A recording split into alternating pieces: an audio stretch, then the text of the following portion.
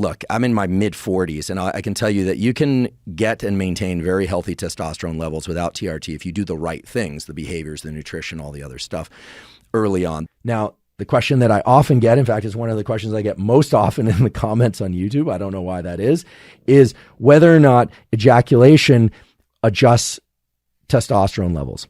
And it turns out there are 2 studies that I could find that were quality studies on PubMed that address this, that sex and ejaculation itself does not reduce testosterone levels, although it will increase prolactin levels for the reasons I described a moment ago.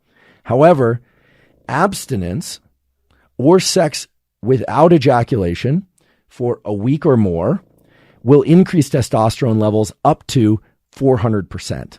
So the answer is actually complicated. It's not straightforward. What it means is that sex itself increases testosterone.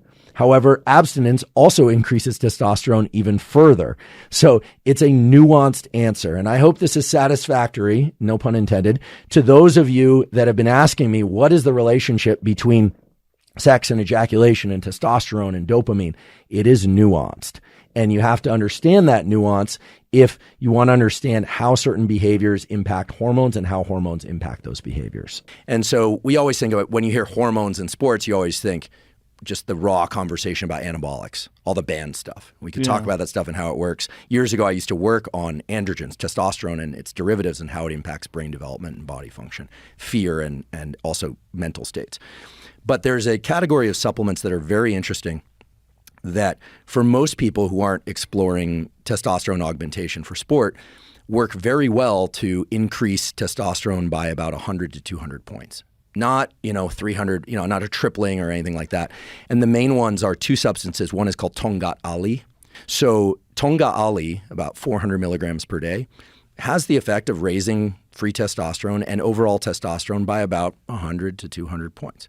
And so we're not talking about full TRT or blasting, or now that I'm always amused on YouTube, they now call it sports TRT. That's when you get above 200 milligrams per week. Now, for people that aren't getting prescribed TRT but want the increase in testosterone, there are these plant compounds like Tonga Ali, and another one which is very interesting. It's a Nigerian shrub called Phaedogia agrestis, and it mimics luteinizing hormone, which is the hormone that comes out of the hypothalamus that stimulates the testes if you got those and the ovaries if you've got those to make more testosterone or estrogen. And so those 2 herbal supplements together can give a significant boost in free and active testosterone. So you said Tongat Ali can give you 100 to 200? Yeah, about that. Well, what does the other one give you? Phaedogia is usually taken at about 600 milligrams, and that can, the most dramatic effect I've ever seen was somebody who had his testosterone down in the low 2s, or I think it was like low 2s, and he got it up to the 700 range, but Really? that's an outlier, right? Most people are going to see about a 300 to 400 point increase. And that's what the 2 of them synergistically Phaedogia will actually make the testes grow. It's a noticeable difference. So everybody wants that. Well, the reason I know about this stuff, people are probably thinking like, Huberman's running gear out of the back of his car. And that's not what this is about. Is that I do a certain amount of work with military, and I do a certain amount of work with professional athletes who cannot take androgen compounds out of a syringe because they'll lose their job. Right. Or they've been doing that and they want to come off. Although, and I'm not going to out the organization, but there is one major professional sports organization where, let's just say if somebody gets injured, they have permission to take up to 200 milligrams a week of testosterone. Soccer. No. The major mental effect of testosterone is it makes effort feel good. Oh, that makes sense. And the reason it does it is that the amygdala, this fear center in the brain, this anxiety center in the brain, has androgen receptors. It has testosterone receptors.